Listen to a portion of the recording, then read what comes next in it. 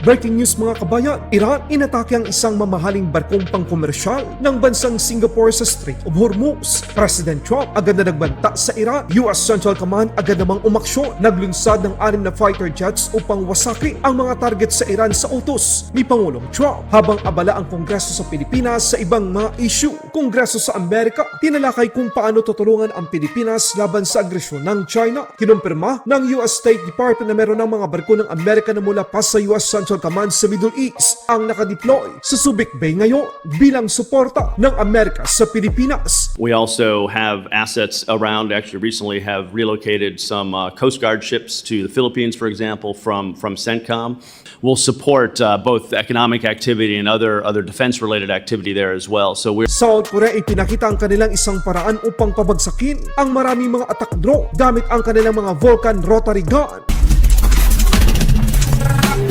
Iran at Amerika muli na namang nagbakbakan matapos magkaroon ng usaping pangkapayapaan ang Iran at Amerika noong nakarang linggo lamang. Muling nilabag ng Iran military ang kasalukuyang peace talk sa pagitan nila ng Amerika, isang commercial cargo vessel na pag-aari ng bansang Singapore na may pangalang MV Everlovely ay tinamaan ng Iranian drone sa Strait of Hormuz. Ang pag-atake ay nagdulot ng pinsala sa starboard side o kanang bahagi at sa bridge ng nasabing barko. Wala namang naiulat na casualty o major oil spill sa nasabing karagatan. Agad namang nagpahayag si President Trump na kanyang pagkadismaya ayon sa Pangulo ng Amerika. Ito ay isang matinding paglabag sa kasalukuyang tigil putukan sa gitnang silangan. Mr. President, you said that Iran violated the ceasefire. Will they face any consequences? You'll find out. Do you consider the ceasefire to still be in place? I don't like the fact that they took a shot yesterday, actually 4, we knocked down 3, at a ship. Not an allied ship, but a ship, a very expensive ship. And it was fine, but it took a little beating. They shouldn't be doing that, so you'll find out. Will the U.S. You'll find out. Will the U.S. respond? What is your message to Will Iran they after respond? all You're going to this? find out. Wala pang 24 na oras sa direktiba ni President Trump, agad na naglunsad ng airstrike ang US Central Command laban sa mga missile, drone facility at radar site ng Iran. Gumamit ang Amerika ng 6 na fighter jets upang bombahin ang mga target malapit sa baybayin ng Strait of Hormuz at Qasem Island.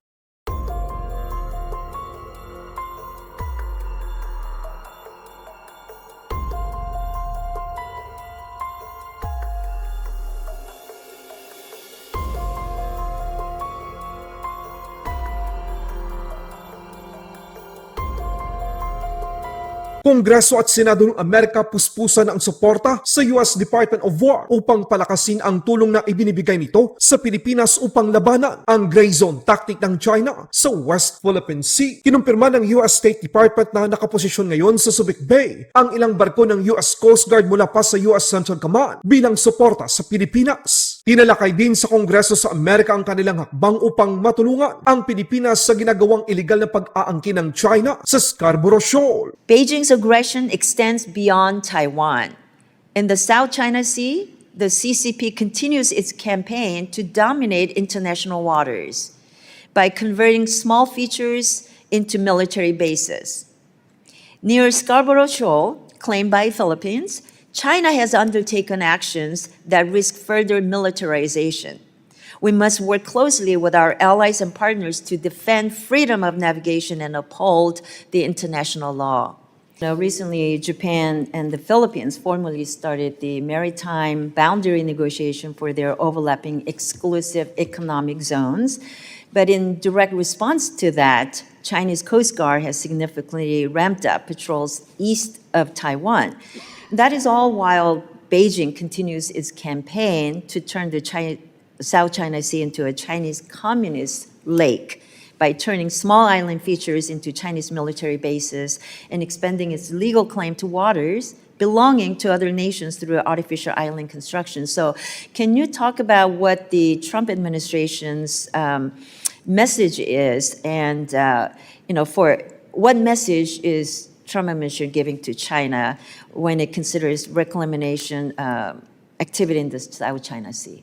We also have assets around, actually recently have relocated some Coast Guard ships to the Philippines, for example, from CENTCOM, and there's been additional Coast Guard ships added to Guam as well.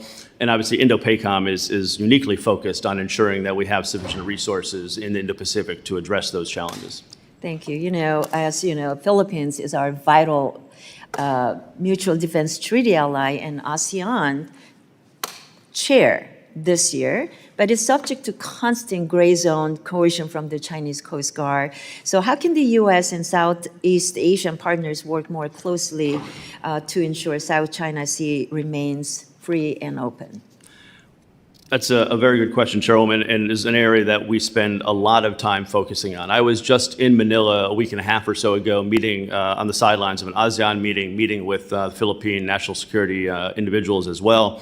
And one of the prime ways that we're seeing a lot of great cooperation is between Japan and the Philippines, and Japan, Australia, and the Philippines, and other multilateral groupings that we're working together with to help support the Philippines in these efforts. You're absolutely right. They are the recipients of significant pressure from China. It is an area that they're focused on, and we're focused on supporting them, and we're focused on working with our other allies and partners to support them as well.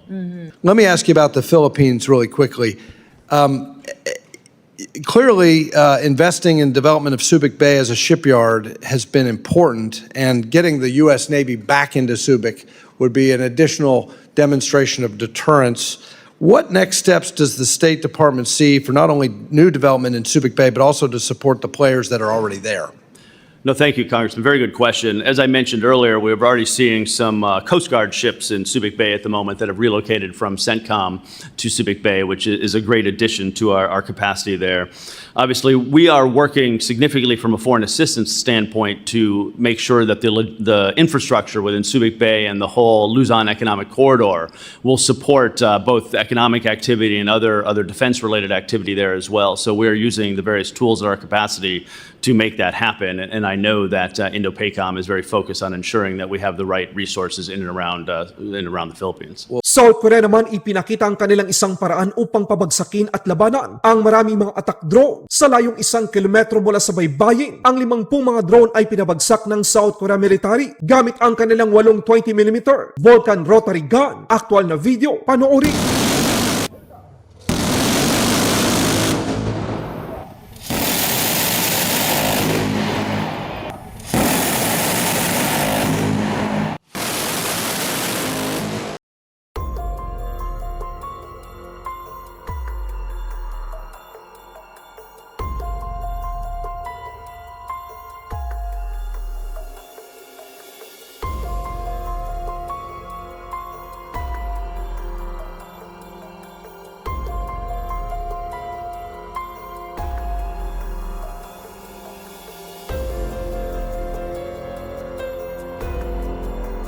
군집 드론의 위협을 정확히 파악하고 현재 운용 중인 전력을 최대한 활용하여 효과적인 대응 전술을 발전시켜 나갈 것입니다. Laban Pinas.